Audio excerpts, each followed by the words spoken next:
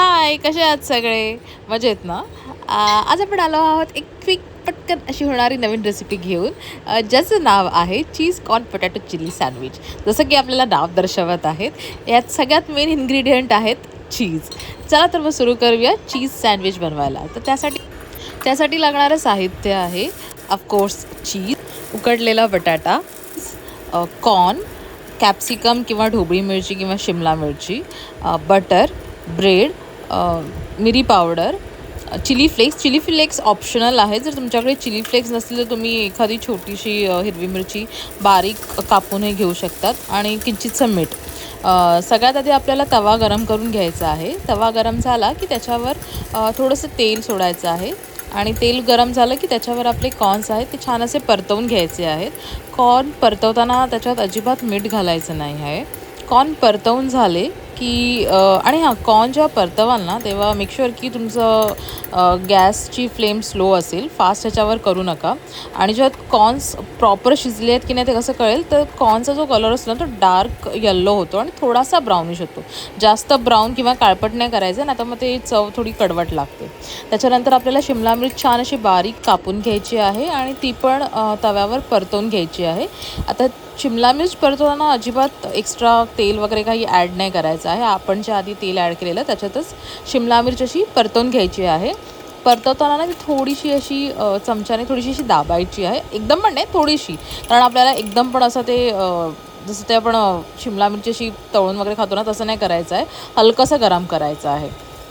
तर शिमला मिरची पण आपली गरम करून झाली आहे आणि बटाटा आपला जो आहे तो आपल्याला उकडून घ्यायचा आहे आणि किसून घ्यायचा आहे. त्यानंतर हे तिन्ही जे मिश्रण आहे ते एका वाडग्यात घ्यायचं आहे. त्यानंतर त्याच तव्यावर आपल्याला ब्रेड गरम करून घ्यायचं आहे. जेव्हा ब्रेड गरम कराल ना तेव्हा त्याच्यात अजिबात बटर किंवा तेल सोडायचं नाही आहे.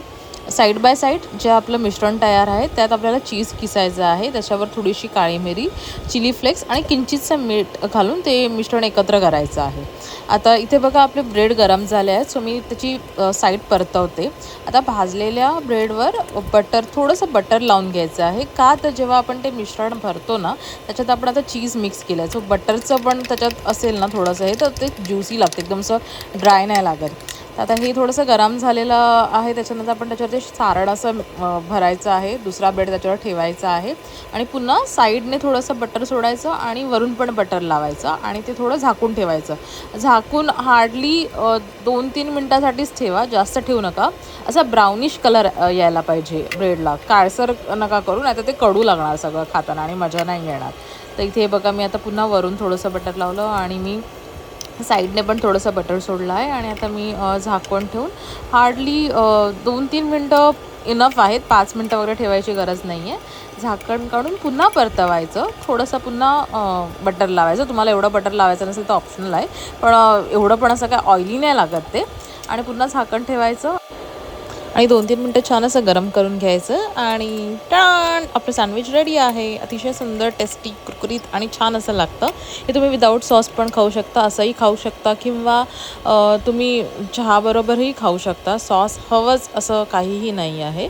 तर आपली अशी क्विक अशी रेसिपी रेडी आहे. नक्की करून पहा आणि मला कमेंटमध्ये नक्की सांगा तुम्हाला कसं वाटलं हे रेसिपी, कशी वाटली. आणि आपल्या चॅनलला सबस्क्राईब करायला अजिबात विसरू नका. Thank you, take care, bye.